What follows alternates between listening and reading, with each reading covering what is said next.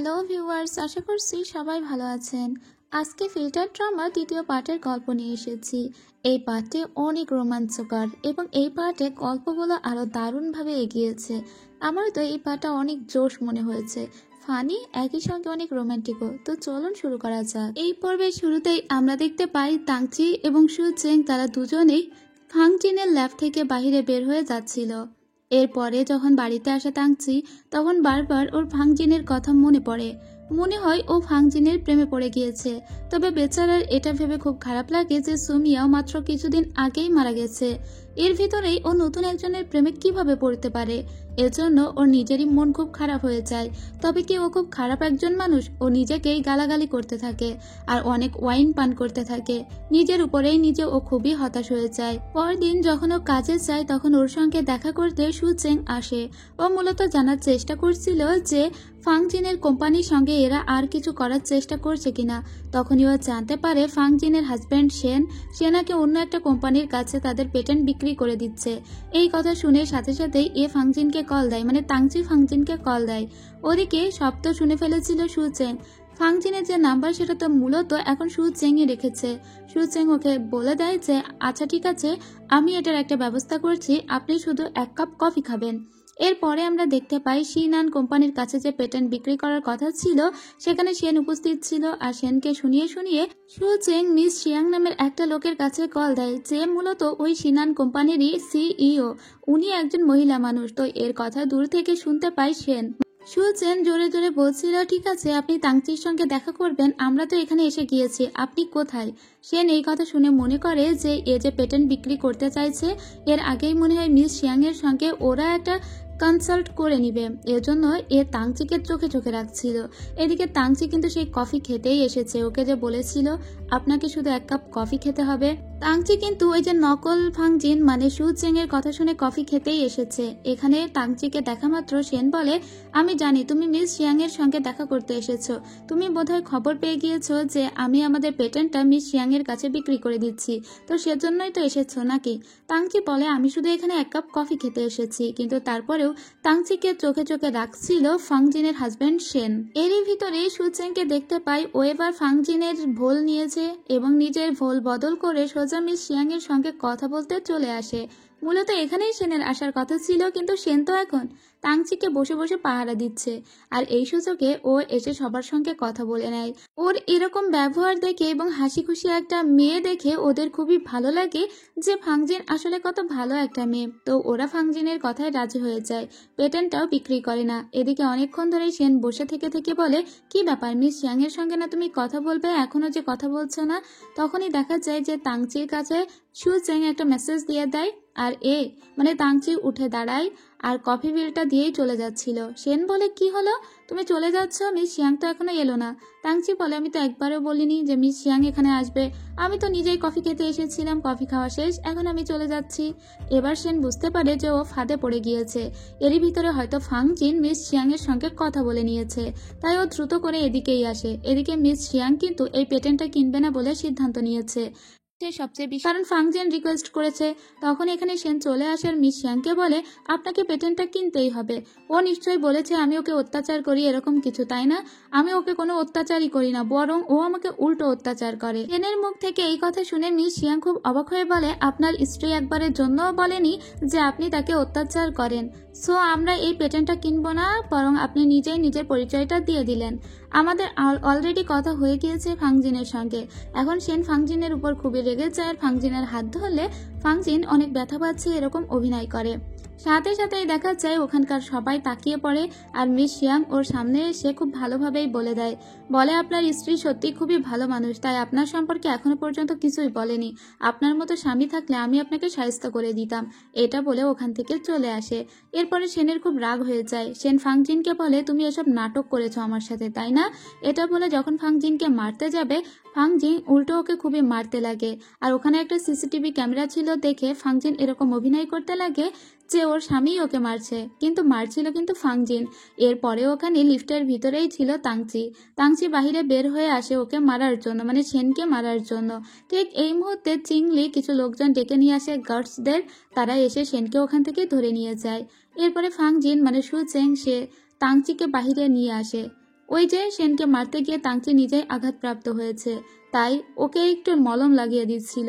তাংচি কিন্তু দিন দিন ফাংজিনের উপরে অনেক বেশি ইমপ্রেসড হয়ে যাচ্ছে। ওর ফাংজিনকে এত ভালো লাগছে যে ও বলে বোঝাতে পারবে না।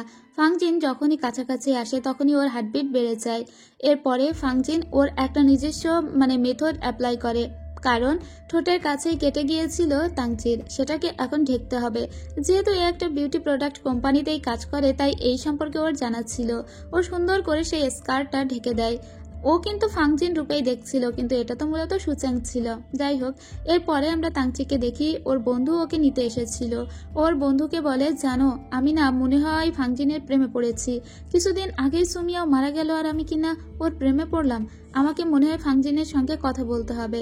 তাই ও ফাংজিনকে টেক্সট করে দিয়ে বলে, আমি আপনার ল্যাবে আসছি, আমরা একসঙ্গে ডিনার করব। এদিকে সুচ্যাং তখন অফিসে কাজ করছিল। ও দ্রুত করে ওর সিনিয়রকে বলে এই মুহূর্তে আমাকে যেতে হবে বলে ও দ্রুত সাইকেল চালিয়ে সোজা ফাংজিনের ল্যাব বরাবর আসতে লাগে। তখনও পর্যন্ত ওই ল্যাবে পৌঁছায়নি তাংচি। ও তাংচির সামনে দিয়েই সাইকেল চালিয়ে চলে যায়। তাংচি পিছন থেকে দেখেই বুঝতে পারে সুচ্যাং ফাংজিনের ল্যাবে যাচ্ছে। ও তখন অবাক হয়ে বলে, এত রাত্রে সুচ্যাং কেন ওখানে যাচ্ছে?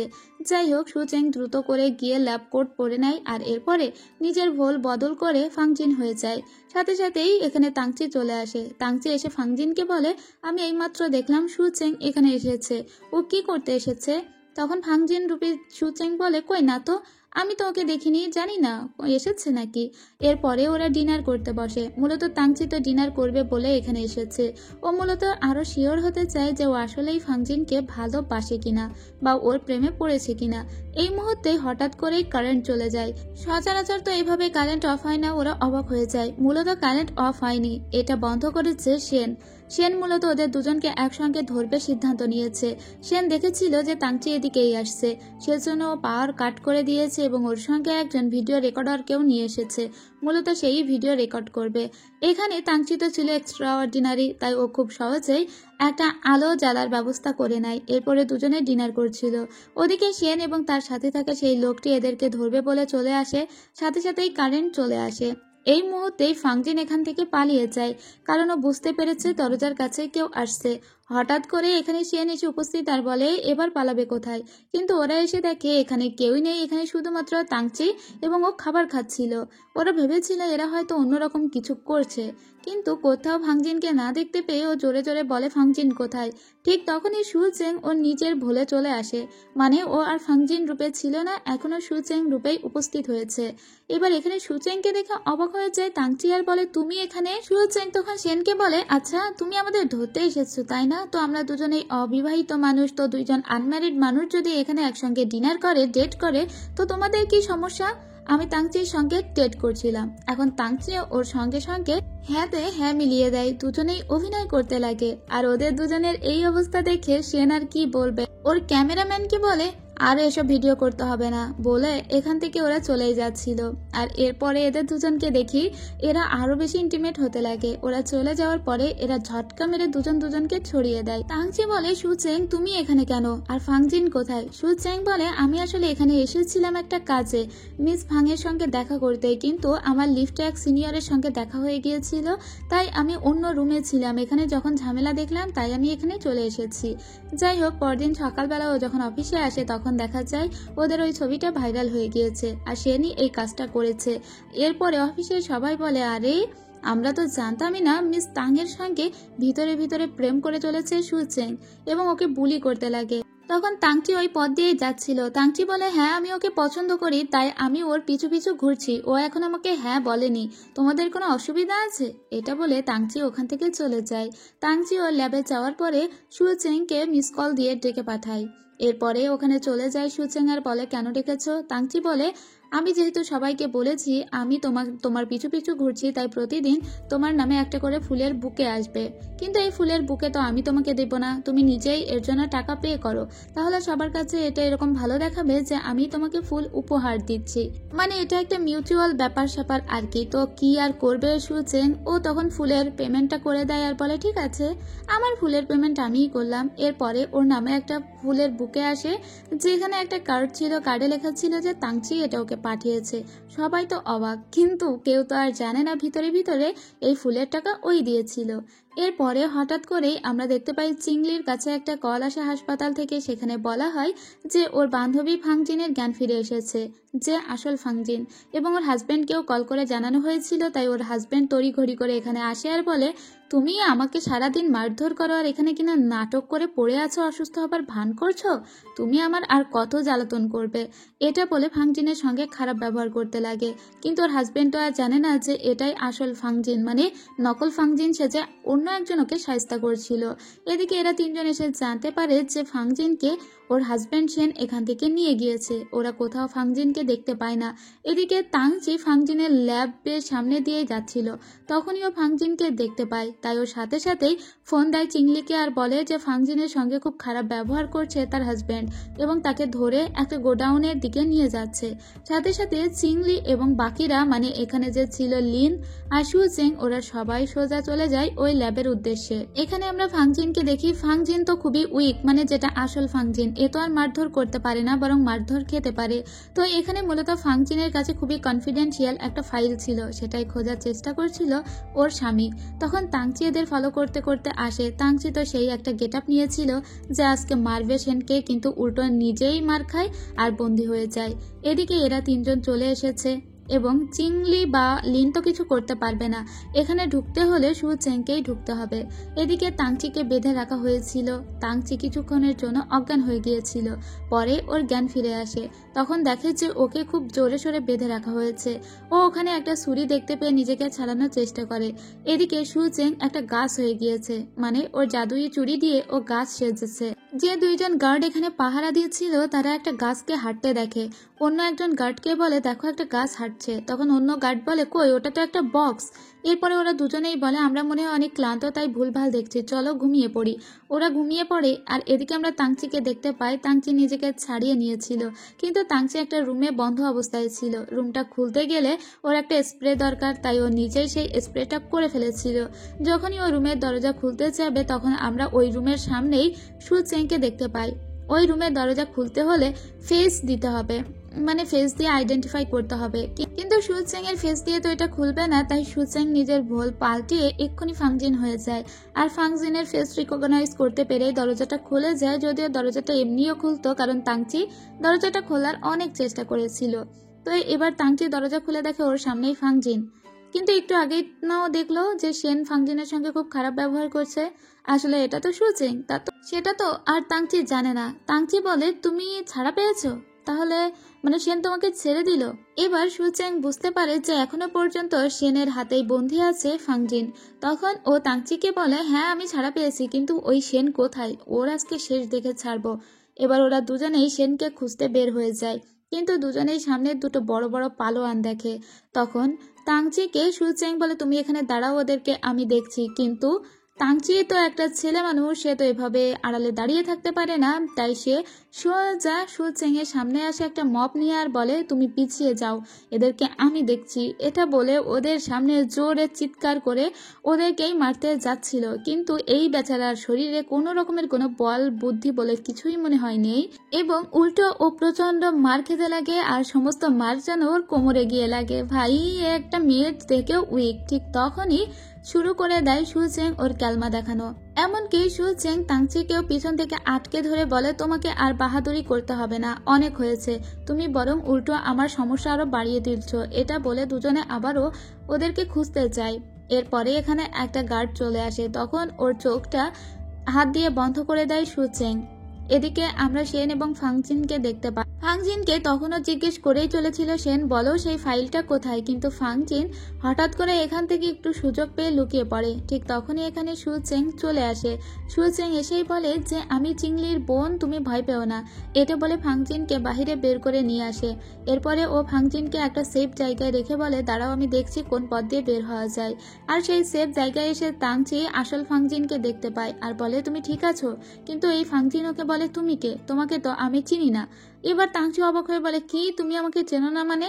ঠিক তখনই ওখানে আরো দুইজন পালোয়ান চলে আসে। এবার এরা দুজনেই ভয় পেতে লাগে, কারণ দুজনেই তো উইক। একজন আরেকজনের পিছনে লুকাতে লাগে। তাংচি অবাক হয়ে যায় যে এই ফাংজিনকে তো ও চেনে না। এবার ওর পিছন থেকেই ফাংজিন লুকিয়ে যায়, মানে ওখান থেকে পালিয়ে যায়, আর তাংচি একা একা মার খেতে লাগে। ঠিক তখনই পিছন থেকে সুচেং চলে আসে আর ওকে বাঁচিয়ে নেয় ওই পালোয়ানটাকে মেরে। এবার ও সুচেংকে বলে যে মানে ও তো ফাংজিনের রূপেই দেখছে, বলছে যে তুমি একটু আগে না আমাকে ছেড়ে পালিয়ে গেলে, আবার তুমি ফিরে এলে। সুচেং বুঝতে পারে এর আসল ফাংজিনের সঙ্গে দেখা হয়েছিল, তাই ও তাংচিকে বলে হ্যাঁ আমার মনে হলো তোমাকে বাঁচানো উচিত, তাই আমি এবার চলে এসেছি। যাই হোক, এরপরে এদিকে এরা বাহিরে যাওয়ার যেই পথ খুঁজে পায় সেখানে দরজাটা খুলেই সুচেং দেখে যে আসল ফাংজিন আবারও সেনের হাতে ধরা পড়ে গিয়েছে এবং সেন ওর সঙ্গে খুবই খারাপ ব্যবহার করছে। এই যে দরজার পিছনেই কিন্তু তাংচি দাঁড়িয়ে আছে। ফাংজিন তাংচিকে আটকে দেয় ওই রুমের ভিতরে, কারণ দুই ফাংজিনকে এক জায়গায় দেখলেই তো সমস্ত কিছু ফাঁস হয়ে যাবে। এদিকে ফাংজিনের সঙ্গে খারাপ ব্যবহার করেই চলেছিল সেন। অন্যদিকে তাংচি ওই দরজাটা খুলে বাহিরে বের হয়ে দেখে যে ফাংজিনকে তার হাজব্যান্ড ধরে ফেলেছে। অন্যদিকে আড়ালে সুচেং লুকিয়েছিল। সুচেং ওর চেহারাটা বদল করতে পারছে না আর, কারণ আবারও ওর ওই যে চুরিটা সেটা আপগ্রেড হতে শুরু করেছে। এদিকে ওর বোন চিংলে কিছু পুলিশ নিয়ে চলে আসে আর আসল ফাংজিনকে এখান থেকে উদ্ধার করে নিয়ে যায়। কিন্তু তাংচির মনে মনে একটু সন্দেহ হয় আর বলে একই ফাংজিন দুই রকমের ব্যবহার কিভাবে করতে পারে, একজন উইক আর একজন স্ট্রং।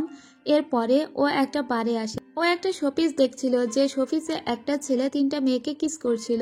মূলত ও নিজেকে রিপ্রেজেন্ট করছে। ও ওর বন্ধু ইউকে বলে আচ্ছা আমার কি কোনো সমস্যা আছে, আমি এত খারাপ ছেলে কিভাবে বলো তো, কিছুদিন আগে সুমিয়াও মারা গেল, যেতে না যেতেই আমি আবার ফাংজিনের প্রেমে পড়ে গিয়েছি। শুধু প্রেমেই তো পড়িনি, আমি আবার ফাংজিনের ভিতরে দুই রকমের পার্সোনালিটি দেখতে পাচ্ছি। একটা ফাংজিনকে আমি পছন্দ করি যেটা খুবই স্ট্রং, আর একটা ফাংজিনকে আমি পছন্দই করি না যেটা অনেক উইক। তো আমি এখন কি করব? এদিকে আসল ফাংজিন যখন ওর সামনে আরো একটা নকল ফাংজিনকে দেখতে পায় ও অবাক হয়ে যায়। সুচেং তখন ওকে সমস্ত সত্যি কথা বলে দেয়, মানে ওর চুরির কথা বলে দেয় আর কেন ও এইগুলো করেছে তার সব বলে দেয়। আর চিংলি ওকে এটা করতে বাধ্য করেছে সেটাও বলে। এখন যতদিন না ওর ঘড়ি আপডেট হচ্ছে, মানে ওর চুরিটা আপডেট হচ্ছে, ততদিন ওকে এই ফাংজিনের রূপেই থাকতে হবে। সুচেং সেদিন ফাংজিনের ল্যাবরেটরিতে এসেছিল মূলত যে ফাইলটা লুকিয়ে রেখেছিল ফাংজিন সেটা নিয়েই কথা বলতে। তো এদের দুজনকে একই চেহারায় দেখতে খুবই অদ্ভুত লাগছিল। ঠিক সেই টাইমেই তাংচি কল দেয় ফাংজিনকে আর বলে যে সে দেখা করতে চায় ফাংজিনের সঙ্গে। সো আরেকটা ফাংজিনকে লুকিয়ে ফেলা হয়, মানে এখানে ছিল হলো রিয়েল ফাংজিন। ও মূলত কাজের ব্যাপারে কথা বলতে এসেছিল, সেজন্য রিয়েল ফাংজিনের সঙ্গে কথা বলে ও যখন চলেই যাচ্ছিল যেখানে সুচেং লুকিয়েছিল সেখান থেকে একটা শব্দ আসে। সাথে সাথে তাংচি ওদিকেই যেতে থাকে। তাংচি যাওয়ার পরে ওখানে থাকা একটা আলমারি খুলে দেখে ওর ভিতরে হুবহু আরো একটা ফাংজিন দাঁড়িয়ে আছে। তাংচি তো পুরো পাগলা হয়ে যায় যে এটা আমি চোখের সামনে কি দেখছি, একই মানুষ হুবহু আমার সামনে দুইজন দাঁড়িয়ে আছে, এটা কিভাবে সম্ভব? তখন আসল ফাংজিন বলে আরে ওটা তো একটা অক্স ফিগার, ওটা একটা মূর্তি আমি বানিয়েছি। ওই মূর্তিটা এখানে অনেক বছর ধরেই আছে। কিন্তু যখনই ওই মূর্তিটাকে স্পর্শ করে দেখতে যাবে তাংচি, তখন ফাংজিন ওকে আটকে দিয়ে বলে সরি, কিন্তু আমি ওকে টাচ করতে দিব না। এরপরে এখান থেকে যখনই চলে যেতে যাবে তাংচি, তখনও দেখে সেদিন রাত্রে যে লাইটটাও তৈরি করেছিল সেই লাইটটা নিচে ফেলানো। ওর খুবই খারাপ লাগে এটা দেখে। এরপরে ও ফাংজিনকে বলে তোমার মনে আছে সেই রাতের কথা? এরপরে সুচেং কথা বলতে শুরু করে এবং সুচেং পিছন থেকে আলমারির ভিতর থেকে বাইরে বের হতে লাগে। পিছনে হঠাৎ তাংচি তাকিয়ে দেখে যে দুজন দাঁড়িয়ে আছে। ও আবারও অবাক, একটা মূর্তি তো আর হাঁটতে পারে না, তখন আরেকজন মূর্তি হয়ে যায়। সুচেং বলে আসলে আমি ওকে এখান থেকে বের করে নিয়ে যাচ্ছি। যাই হোক, ওকে বোকা শোকা বানিয়ে ওর সঙ্গে সুচেং বাহিরে চলে আসে। এবার সুচেং ওকে অনেক উল্টোপাল্টা বুঝিয়ে, মানে এই ব্যাপারে যাতে কোনো সন্দেহ না করে তাংচি, সেটা তো ঠিক করে নেয়। তাংচি ওকে এটা বোঝানোর চেষ্টা করে যে ও মনে মনে ফাংজিনকে অনেক পছন্দ করে। আসলেই তো ও মনে মনে সুচেংকেই পছন্দ করে, কারণ উইক ফাংজিনকে কিন্তু ও পছন্দ করে না, স্ট্রং ফাংজিনকেই পছন্দ করে। তার মানে সেটা তো সুচেংকেই পছন্দ করা হলো, তাই না? এদিকে সুচেং ওকে কোনো রকমে কাটিয়ে বাড়িতে আসে। ওর এখনো পর্যন্ত অনেকখানি বাকি আছে আপগ্রেড হতে। ওর বান্ধবীকে এই কথা জানে যে হয়তোবা ফাংজিনকে পছন্দ করতে শুরু করেছে তাংচি। তাংচি তার মানে তো ক্যারেক্টারলেস ছেলে। যাই হোক, এদিকে আমরা রিয়েল ফাংজিনকে দেখতে পাই। ওকে একটা অ্যাওয়ার্ড শোতে ডাকা হয়েছিল। এখানে মূলত ও কিছু কথা বলার জন্য এসেছিল, ওর কোম্পানির বিষয়েও কথা বলতে এসেছিল। কিন্তু ওকে দেখা মাত্রই তাংচি বুঝতে পারে যে না, এটা সেই উইক ফাংজিন যেটাকে ও পছন্দ করে না। তাংচির না মনে মনে খুবই চিন্তা হয় যে একবার উইক আর একবার স্ট্রং, এটা কি হচ্ছে। এদিকে আমরা সু চেংকে দেখতে পাই ও বাহিরে বসে বসে রিয়েল ফাংজিনের ভিডিও দেখছিল। তখন ওকে বসে থাকতে দেখে ওর পিছন থেকে তাংচি আসে আর বলে, তোমাকে না একটু আগেই রুমের ভিতরে দেখলাম, তাহলে তুমি এত দ্রুত এখানে কিভাবে এলে? তো এবারেও বোকা বানিয়ে দেয় ওকে সুচেং। সুচেং ওকে বলে যে আমার খুবই দমবন্ধ ফিল হচ্ছিল, তাই আমি এখানে এসেছি। তাংচি ওর পাশে বসে বুঝতে পারে যে এটা সে স্ট্রং ফাংজিন যাকে ও পছন্দ করে। তারপরেই ওরা দুজনে দেখতে পায় এখানে একটা দারুণ রেইনবো উঠেছে। ওরা দুজনেই এই রংধনুটা দেখে আর আজকেই একে প্রপোজ করে দেয় তাংচি। তাংচি বলে, আমি সিদ্ধান্ত নিয়েছি আমার মনের কথা তোমাকে জানিয়ে দিব। আসলে আমি তোমার প্রেমে পড়ে গিয়েছি এবং আমি দেখতে পাই যে তোমার দুইটা সত্তা, তোমার হাসি খুশি এবং স্ট্রং সত্তারই আমি প্রেমে পড়ে গিয়েছি। এই কথা শুনে সুচেং অবাক হয়ে যায়। তখন ওর কাছে একটা কল এলে ও দ্রুত ওখান থেকে উঠে পালিয়ে যায়, ওকে কোনো উত্তর না দিয়ে। এরপরে ওখান থেকে হাঁটতে হাঁটতে তাংচি যখন সামনে আসে তখন দেখতে পায় যে রিয়েল ফাংজিন এবং চিংলি যাচ্ছে। ও তখন ফাংজিনকে বলে, একটু আগেই তোমাকে যে প্রস্তাবটা দিলাম তুমি কি সেটা ভেবে দেখেছো? তখন রিয়েল ফাংজিন বলে, প্রস্তাব? কিসের প্রস্তাব? আসলে ও তো সুচেংকে দিয়েছিল।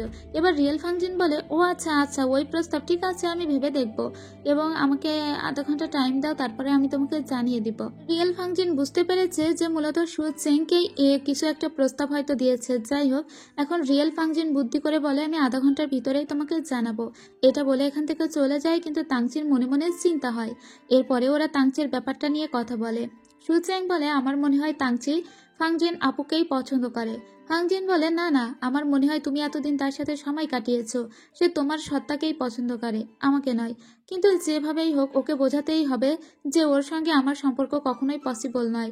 কেবলই আমার ডিভোর্স হয়েছে, আমি অন্য কোনো সম্পর্কে যেতে চাই না। সুচেং, তুমি কিছু একটা করো।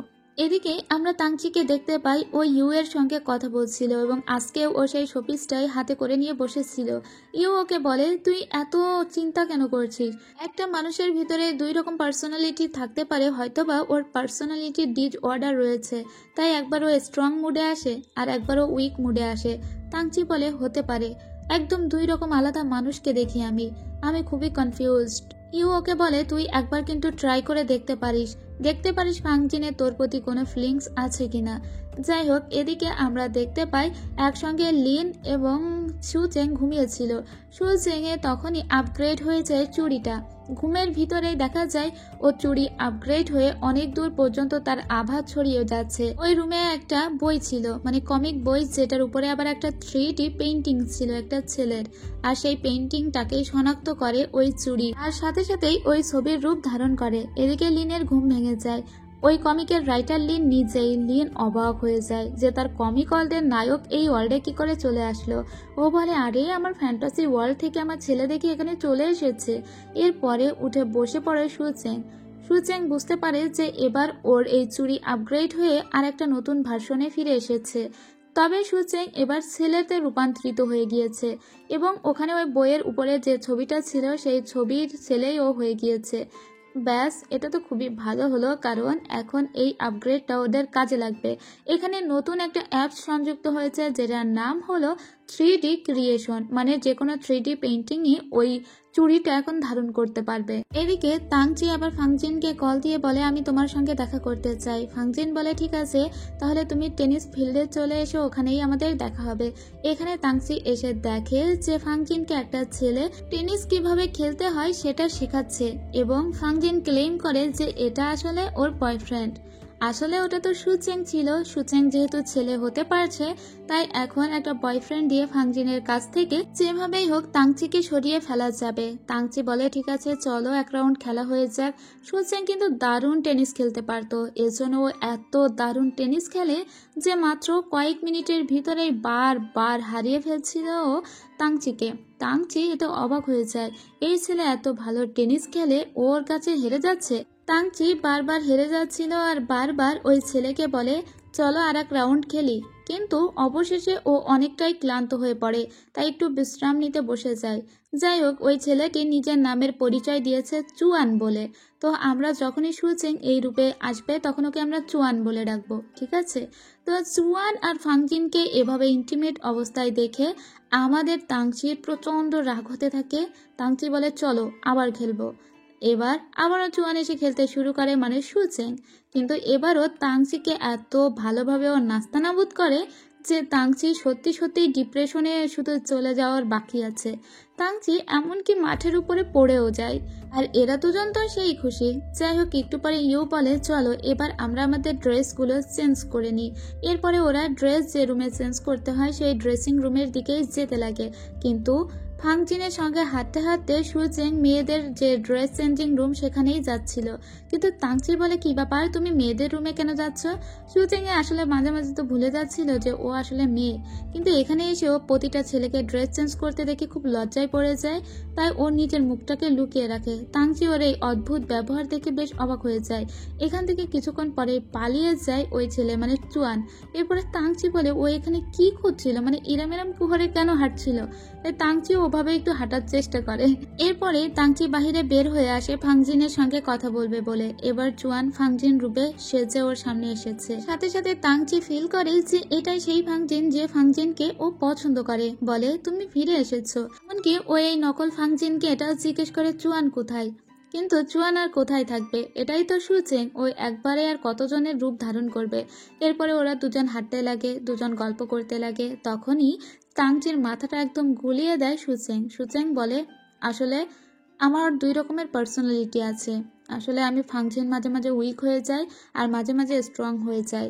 আমাদেরকে সুচেং রূপে দেখানো হচ্ছে, কিন্তু তাংচির চোখে কিন্তু ফাংজিন ছিল, ঠিক আছে? এটা কিন্তু একটু বুঝে নিবেন। যাই হোক, এখন ফাংজিন এটা বলে আমি মূলত সেনকে শায়েস্তা করার জন্য আমার স্ট্রং পার্সোনালিটির জন্ম দিয়েছিলাম। এখন আমি সেনকে শায়েস্তা করে ফেলেছি, তাই আমি চাই যে আমার এই ডিসঅর্ডার মানে স্ট্রং পার্সোনালিটিটা আমি বাদ দিয়ে দিতে। আমি একদম পূর্ণ একটা উইক ফাংজিন হতে। তাই প্লিজ তুমি আমাকে পছন্দ করো না, হয়তোবা আমাদের আর কখনোই দেখা হবে না। তাছাড়া আমার বয়ফ্রেন্ড আছে। তাংচির কিন্তু প্রচন্ড খারাপ লাগে, কারণ ও আবারও রিজেক্টেড হলো। ও শুধু ফাংজিনকে এটা বলে আমি আরো একবার তোমার সঙ্গে রেইনবো দেখতে চাই। আমরা দেখি যে ওখানে একটা সিঁড়ি পুরো রেইনবো হয়ে গিয়েছে। আর এবার নিজের চোখের জল সুচেং আটকাতে পারে না, ও কেঁদে ওঠে। তখন ওকে জড়িয়ে ধরে তাংচি। তাংচি জড়িয়ে ধরে অনেক কান্নাকাটি করে। বারবার ওর সঙ্গে কাটানো সময়গুলো ওর মনে পড়ছিল। বেচারার লাভ ভাগ্য এতটাই খারাপ যে প্রত্যেকটা মেয়ের কাছ থেকে ওর রিজেক্টেড হচ্ছে। বেচারা যদি আসল মানুষটিকে ভালোবাসতো তাহলে এরকম হতো না। যাই হোক, এর পরের দিন আমরা দেখতে পাই যে ফাংজিনকে ডক্টরের কাছে নিয়ে আসা হয়েছিল। এখানে তাংচিও এসেছিল। মূলত তাংচিকে মানানোর জন্যই এই ডক্টর ডক্টর খেলাটা ওরা সাজিয়েছে। এখানে ডক্টর সেজে যে উপস্থিত ছিল সে কিন্তু সুচেং, এবং সেই ডক্টর ফাংজিনকে তাংচির সামনেই বলে আপনার যে দুই রকমের পার্সোনালিটির ডিসঅর্ডার ছিল সেটা অবশেষে গায়েব হয়ে গিয়েছে। সাথে সাথে খুবই খারাপ লাগতে শুরু করে তাংচির। তাংচি মনে মনে বলে আমি যে ভার্সনটাকে ভালোবাসতাম সেই ভার্সনটাই গায়েব হয়ে গেল। এদিকে ডক্টরি পোশাকে ওখানে দাঁড়িয়ে থাকা সুচেং এরও মনে মনে খারাপই লাগে। তাংচির এতটাই কষ্ট লেগেছিল, একা একা হাঁটতে লাগে, মনে মনে ভাবতে লাগে আমি কি এতটাই আনলাকি যে আমি ফাংজিনকেও পেলাম না, আর সু মিয়াওকেও পেলাম না। সু মিয়াও মারাও গেল আমার জন্য। এটা বলে ওর খুবই কষ্ট লাগে, তাই ও একা একা হাঁটতে হাঁটতে যাচ্ছিল। কিন্তু হঠাৎ করেই ওর সঙ্গে ঘটে যায় আর এক কাহিনী। মূলত ও খুবই মেন্টাল স্ট্রেসে ছিল বলেই এই ঘটনাটা ঘটেছে। হঠাৎ করেই ও দেখতে শুরু করে ওর চারিদিকের রঙগুলো বিবর্ণ হয়ে যাচ্ছে। ওর দুনিয়াটা হঠাৎ করে সাদা কালো হতে শুরু করেছে। প্রথমে বিল্ডিংগুলো সাদা কালো হতে লাগে, এরপরে ওর নিজের দেহটাও সাদা কালো হয়ে যায়। কিছুক্ষণের ভিতরে ও চারিপাশ শুধু সাদা কালোই দেখতে পায়, আর কোনো কালার ওর চোখে ছিল না। মূলত ও খুবই স্ট্রেসে থাকার কারণে ওর এটা হয়েছে। ইভেন ও ট্রাফিক লাইটস দেখতে পায় না বলে রাস্তায়ও ভালো করে চলাফেরা করতে পারে না। এইমাত্রই অ্যাক্সিডেন্ট করতো, কিন্তু তখনই ওকে এসে বাঁচিয়ে নেয় সুচেং। তবে ও সবকিছু সাদা কালো দেখলেও সুচেংকে ও রঙিন দেখছিল। এটা দেখে ও অবাক হয়ে বলে আমি সমস্ত কিছু সাদা কালো দেখছি, কিন্তু সুচেংকে কেন রঙিন দেখছি? সুচেং বুঝতে পারে এর চোখে মনে হয় কিছু হয়েছে। সুচেং তাংচির পাশে থাকতেই চেয়েছিল, কিন্তু তাংচি বলে আমি ঠিক আছি, তুমি চলে যাও। তাই সুচেং চলে যায়, কিন্তু তাংচি কোনো ট্রাফিক লাইটস দেখতে পাচ্ছিল না। তাই ও পথ কিভাবে পার হবে? ও একটা লোককে দেখে পথ পার হতে যাচ্ছিল, কিন্তু লোকটাও রুলস অমান্য করেই এখান থেকে হেঁটে গেছে। এজন্য তাংচি আবার অ্যাক্সিডেন্ট করতে যাচ্ছিল। তখনই এখানে সুচেং চলে আসে। সুচেং যে ছাতাটা ধরেছিল ওই ছাতার কালারটাও দেখতে পাচ্ছিল তাংচি। মানে সুচেং যা কিছু টাচ করছে তা কিছু ও রঙিন দেখতে পাচ্ছে, কিন্তু ও বুঝতে পারে না কেন এরকম হচ্ছে। যাই হোক, ও একটা ম্যানহোলের ভিতরে পড়ে যাচ্ছিল। সুচেং ওকে আবারও বাঁচিয়ে নেয়। এরপরে সুচেং ওকে হাঁটতে হাঁটতে ওর বাসা অবধি পৌঁছে দেয়। তাংচি বলে আমার বাসায় চলো, যেহেতু তুমি ভিজে গিয়েছো। সুচেং মনে মনে বলে এর হয়েছেটা কি, আমাকে দেখছে আজকে বাসায় ইনভাইট করছে। এরপরে তাংচি ওর কিছু জামা কাপড় সুচেংকে এনে দেয় আর বলে এপাশেই বাথরুম, তুমি নিজের ড্রেসটা চেঞ্জ করে নাও। সুচেং দেখতে পায় যে তাংচি ওকে যে জামাটা দিয়েছে সেই জামায় কিছু রং লেগে আছে। এবার ও বলে তাংচির আসলে কি হয়েছে? ও কি চোখে দেখতে পাচ্ছে না? ও কি কালার ব্লাইন্ড হয়ে গেল? না হলে এরকম রং মাখানো একটা জামা আমাকে কেন দিল? নিশ্চয়ই ওর চোখে কিছু হয়েছে। কিন্তু ও কিছু না বলে খেতে আসে। এরপরে দেখা যায় তাংচি কোনো রকমের খাবার রেডি করেছে, কিন্তু দুজনের জন্য সেম সেম বাটি একই রকম করে রেডি করেছে। যখন এই জামাটা সুচেং পরেছিল, তাংচি তখন জামার রংটা দেখতে পেয়ে বলে তোমার জন্য আমি অন্য কোনো জামা নিয়ে আসছি। তখন আবার সুচেং মনে মনে বলে তার মানে ও তো রং দেখতে পাচ্ছে, তাহলে ওর কি হয়েছে? কিন্তু সুচেং তো আর এটা জানে না যে তাংচি কেবল ওরই কালার দেখছে। এরপরে যখন এই সমস্ত খাবার দাবারগুলো তাংচি সাদা কালো দেখছিল, তখন যখনই খাবার তুলে নিজে খেতে শুরু করে সুচেং, তখনও খাবারের কালারগুলো রং দেখতে পায়। এর জন্য সুচেং যেই যেই খাবার তুলে খাচ্ছিল, তাংচি ওকে ফলো করে ঠিক সেই খাবার তুলে খেতে শুরু করে। কারণ যে খাবারটাই মুখে তুলছিল সুচেং, সেই খাবারটাই রঙিন দেখাচ্ছিল। তাই সুচেং ঠিক যেটা যেটা গালে তুলছিল সেটা সেটা তাংচিও তুলছিল। এবার সুচেং বুঝতে পারে যে ওকে ফলো করেই তাংচি খাচ্ছে। ওর খুবই অদ্ভুত লাগে বিষয়টা। সুচেং মূলত একটু দ্রুত খাবার খায়, কিন্তু তাংচি একটু স্লো খায়। যখনই ও দেখছে যে তাংচি ওকে ফলো করে খাচ্ছে, তখন সুচেংও একটু স্লো খেতে শুরু করে। এরপরে সুচেং দেখে যে জামাটা পরেছিল তাংচির, ওর পিরিয়ড হওয়ায় একটু সেখানে স্টেইন লেগে গিয়েছে, মানে দাগ লেগে গিয়েছে। সেজন্য ও ওর বান্ধবী লিনকে কল দিয়ে বলে এক্ষুনি একটু তাংচির বাড়িতে এসো, আমি এখানে আছি, কিন্তু আমার পিরিয়ড হয়েছে, আমি কি করব বুঝতে পারছি না। এদিকে ইউ এর সঙ্গে ছিল লিন। লিন বলে আমি এক্ষুনি আছি। তো ওরা দুজন মিলেই যায় তাংচির বাড়িতে।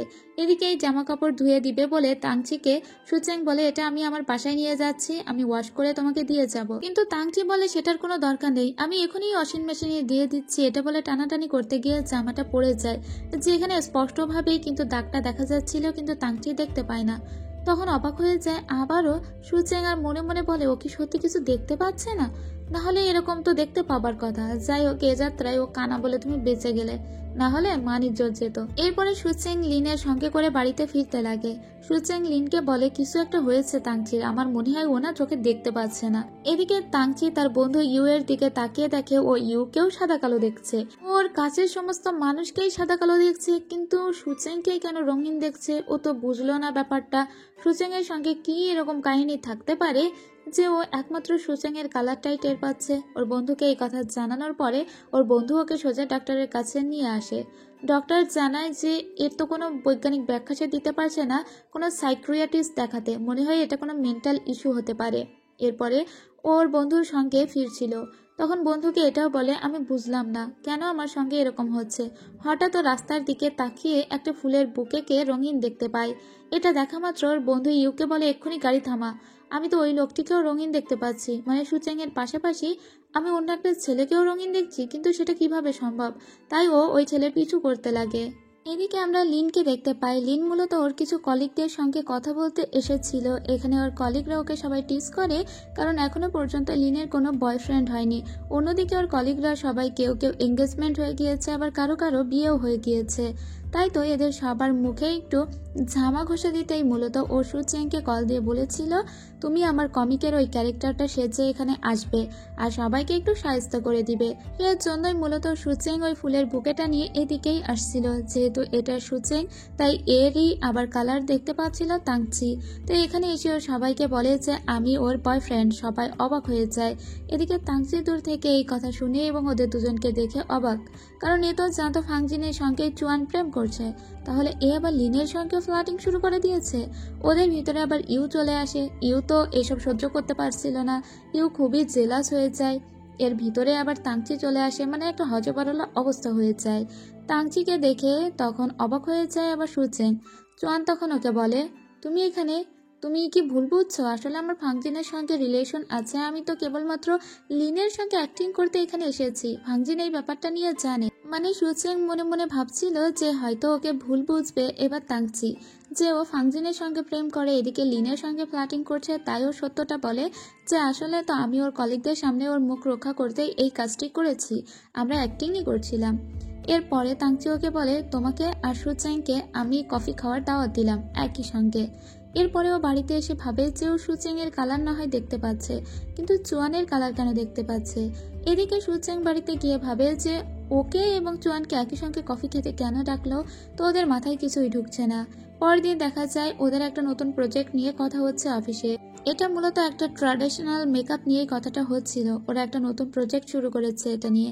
যাই হোক, ওর বন্ধু বলে তুমি এখন থেকে একটু সুচেং এর কাছাকাছি বেশি থাকার চেষ্টা করো, তাহলে হয়তো তুমি কালার দেখতে পাবে, কারণ ওটাই তোমার চাবি কালার খুঁজে পাওয়ার।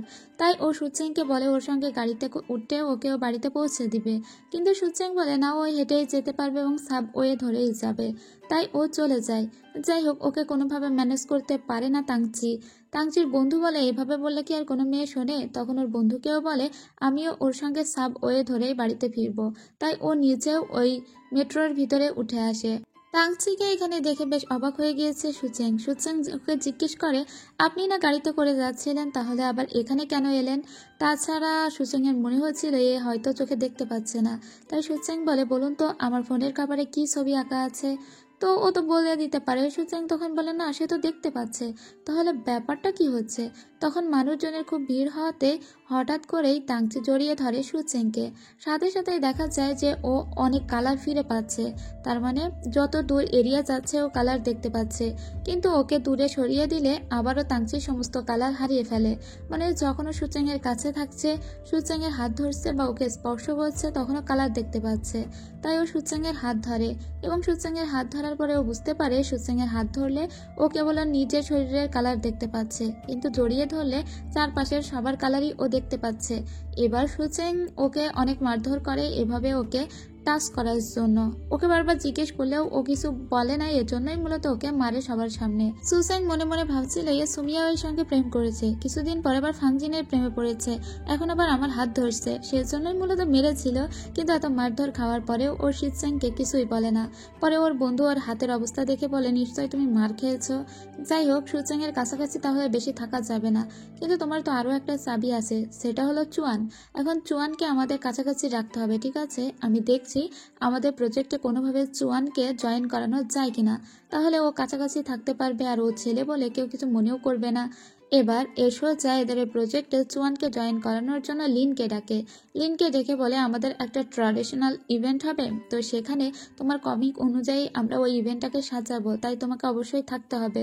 কিন্তু আমাদের একটা চাওয়া আছে, তাহলে তোমার কমিকের যে ক্যারেক্টার চুয়ান যার মতো দেখতে, ওই চুয়ানকেও এখানে আনতে হবে এবং ওকে একটা সিঙ্গার পার্টে রাখতে হবে। লিন জীবনে এই প্রথম এত বড় একটা প্রজেক্টের অফার পেয়েছে, তো ও তো প্রথমে না করতে পারে না। তাই ও ওখানে সাইন করে দেয় আর নিজেই মনে মনে সুচেং এর উপর ভরসা করে, কারণ সুচেংই তো চুয়ান, তো সুচেং হয়তো ওর জন্য চুয়ান সাজবে, এতে ব্যাপার হবে না। তাই ও এখানে এই কন্ট্রাক্ট পেপারে সাইন করে দেয় আর বলে, ঠিক আছে তুমি চিন্তা করো না, আমি চুয়ানকে ঠিকই ডেকে নিয়ে আসবো। ইউ তো মনে মনে এটাই চাচ্ছিল, চুয়ান যতক্ষণ এখানে আছে ততক্ষণ তাংচি চোখে সমস্ত রং দেখতে পাবে। এরপরে লিন সুচেং এর পুরোটা জানায়। সুচেং বলে, ঠিক আছে বান্ধবীর জন্য তো এটুকু আমি করতেই পারি, তুমি আমার অনেক হেল্প করেছো, তো আমি না হয় বারবার চুয়ান সাজবো আর বারবার সুচেং সাজবো, কোনো ব্যাপার নয়। তো এরপরে ওরা এসেছিল, মানে যেখানে ইভেন্টটা হবে সেখানে ওদেরকে নিয়ে আসা হয়েছে। এখানে ওরা হোটেল রুম বুক করেছিল। তো রাত্রেবেলা ওর বান্ধবীর সঙ্গে কথা বলে বাইরে বের হয় এবং এখন ও মূলত চুয়ান সাজবে। চুয়ান সেজেই এখন ওকে যেতে হবে তাংচির রুমে, কারণ চুয়ানের সিট পড়েছে তাংচির রুমে। তাই ওর বান্ধবীর রুম থেকে বের হয়ে ছেলে সেজে মানে চুয়ান সেজে ও সোজা তাংচির রুমে চলে যায়। গিয়ে দেখে তাংচির রুম একদম অন্ধকার। তাংচি অন্ধকারেই ঘোরাঘুরি করছে। এতে ও গিয়ে আলো দেয় এবং ও বুঝতে পারে যে তাংচির চোখে কিছু একটা প্রবলেম হয়েছে। এরপরে তাংচি ওকে বলে সর্বক্ষণ ওর সঙ্গে থাকতে। এতেই ওর মনে হয় যে তাংচির চোখে কিছু একটা সমস্যা আছে। তাই ওর বান্ধবীকে বলে দেয় আজ রাতেও ফিরবে না, তাংচির সাথেই থাকবে। তখন লিন একা একা বোরিং ফিল করবে দেখে বাইরে আসলে ওর ইউ এর সঙ্গে দেখা হয়। ও ইউকে জিজ্ঞেস করে তাংচির চোখে কিছু হয়েছে কিনা। ইউ তখন বলে হ্যাঁ, ও চোখে সমস্তই সাদা কালো দেখছে। আর এই কথাটা দূর থেকে একটা মেয়ে শুনে নেয় যে ও ওই টিবিসি কোম্পানিতেই কাজ করে। এই মেয়েটি এই কোম্পানি ছেড়ে ভান্ডাই নামের অন্য একটা কোম্পানিতে জয়েন করার কথা ভাবছিল। তো ও ভান্ডাই কোম্পানির কিছু কলিগদের জানিয়ে দেয় আপনারা আগামীকাল এখানে আসুন, তাংচি কিছুই চোখে দেখতে পায় না, এদেরকে আপনারা অনেক নিচু দেখাতে পারবেন। এদিকে তাংচিকে আমরা দেখতে পাই তাংচিকে আগামীকাল একটা ট্র্যাডিশনাল ড্রেস পরতে হবে। ও সেই সব ছবিই দেখছিল। আগামীকাল কোনো ভুল হতে দেওয়া যাবে না। এরপরে ও তাকিয়ে থাকে চুয়ানের দিকে। যেহেতু ও চুয়ানকে অনেকক্ষণ থেকেই পরখ করছে, এর জন্য চুয়ানকে না ওর বেশ চেনা চেনা মনে হচ্ছে। চুয়ান হাসলে ওর মনে হচ্ছে ফাংজিনা এভাবেই হাসতো। তাছাড়া চুয়ানের ভিতরে ও আবার সু মিয়াওকেও দেখতে পাচ্ছে। ওর মনে হচ্ছে এদের সবার ভিতরে কোথাও একটা না দারুণ মিল আছে। কিন্তু ও নিজেই আবার মনে মনে বলে আমার চোখ খারাপ হয়েছে নাকি ব্রেন খারাপ হয়েছে আমি বুঝতে পারছি না। সকালবেলা আবার শুয়েছে চুরি করে ওর রুম থেকে বের হয়ে লিনের রুমে আসে। জানতে পারে এর কাছ থেকে যে আসলে চোখে সমস্ত কিছুই সাদা কালো দেখছে তাংচি। সেজন্যই মূলত তাংচি ওর সাথে থাকতে চাইছে। যেহেতু তাংচি চোখে দেখতে পাচ্ছে না, শুধু সাদা কালো দেখছে, তাই তাংচির ড্রেস সিলেক্ট করতে অনেক অসুবিধা হবে দেখে সোজা ড্রেসিং রুমে চলে আসে সুচেন। প্রত্যেকটা জামার নিচে নিচে ও কালারের নাম লিখে রাখে যাতে ওই কালারগুলো দেখে অন্তত ড্রেস চুজ করতে কোনো রকমের অসুবিধা না হয় তাংচির, কারণ তাংচি আগামীকাল ভুলভাল করে ফেললে ওদের কোম্পানিরই বদনাম হবে। এভাবে ও একটা ড্রেসকে লিখতে গিয়ে পুরো সবগুলো ড্রেস লিখে রাখে যাতে অ্যাবনর্মাল না দেখায়। পরদিন তাংচি যখন ড্রেসিং রুমে আসে তখন ও এইগুলো দেখেতে খুবই খুশি হয়ে যায় সুচিং এর উপর। এগুলো লিখতে সুচিং এর অনেক টাইম লেগেছে, তাই ও সুচিংকে ধন্যবাদ জানায়। এরপরে সুচিংই ও ড্রেস চুজ করে দেয়। এবার ও ওই ড্রেস পরে বাইরে আসে, কিন্তু ও সাদা কালোই দেখছিল সবকিছু। ওর খুব খারাপ লাগে। তখনই ওর বন্ধু যাও দেখতে পায় ভান্ডাই কোম্পানির দুইজন কলিগ মানে ভান্ডাই কোম্পানির দুজন কর্মচারী এদিকেই আসছে। তখনই ওরা বুঝতে পারে এই ভান্ডাই কোম্পানি কোনো একটা উদ্দেশ্য হাসিলের জন্য এখানে এসেছে।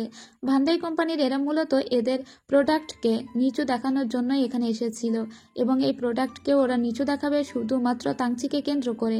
তাংচি যেহেতু এখন চোখে দেখতে পাচ্ছে না, এটাই হবে ওদের বড় অস্ত্র।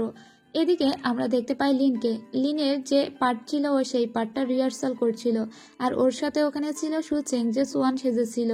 এদিকে সুচেংকে বারবার কল দিয়েই যাচ্ছে তাংচি, কিন্তু সুচেং কলটা ধরছে না দেখে ওর বন্ধুকে কল দেয় ও আর বলে সুচেং কোথায়, ওকে এক্ষুনি আমার কাছে পাঠাও। এদিকে ইউ এবার ওর বান্ধবী লিনকে জিজ্ঞেস করে যে সুচেং কোথায়।